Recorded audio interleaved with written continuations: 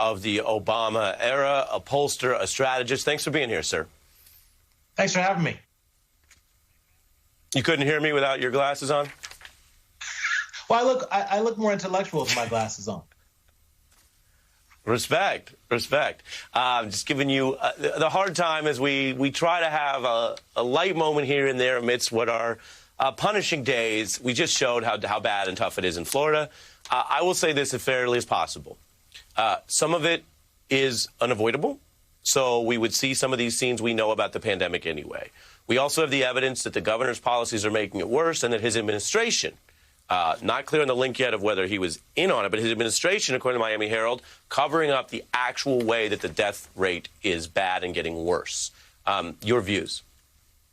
Well, what becomes important here is, does he pay a price for it, Ari?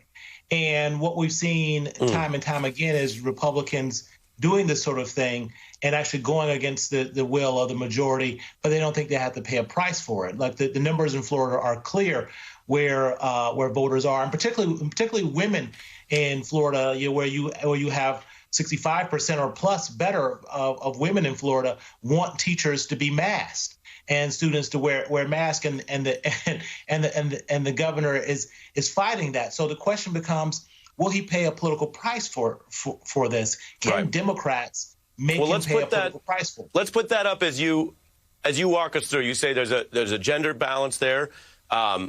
We also know just the overall support is 60%, right? It's not as if even close to half of people in Florida are debating this. It's really a minority. To your point, go ahead, Cornell.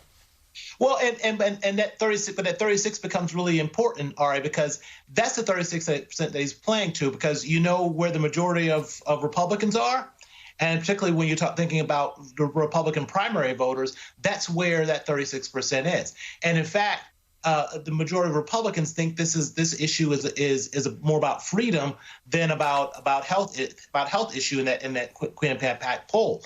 So.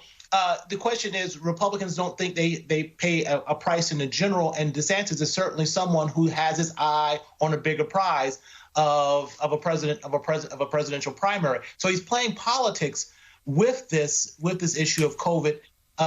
He's playing politics, and I'm afraid that the children and the teachers are going to be the ones who carry the cost of his politics with their health and their lives. But look, I think if women voters galvanize around this, and if Democrats can turn this into a wedge issue, can they make Republicans like DeSantis pay a price for this in Florida, if they can in fact turn and energize and mobilize women voters around the health and safety of their kids, which I hope they can.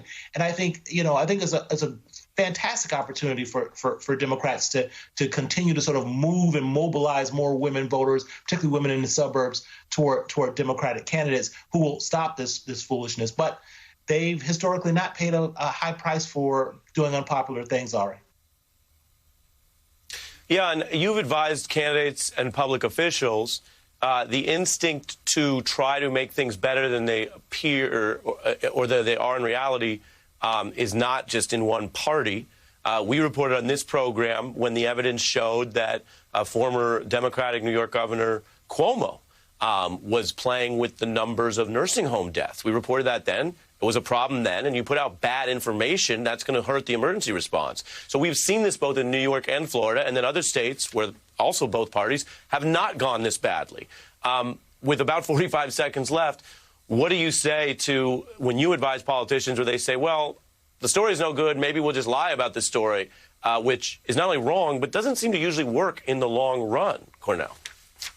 I'd say we've got to connect these lies to the health and welfare of children. And if we connect these lies to the health and welfare of children and show that he's on the wrong side of taking out care and looking out for the young people of this state, I think we have a good argument to get women to vote against him. Yeah.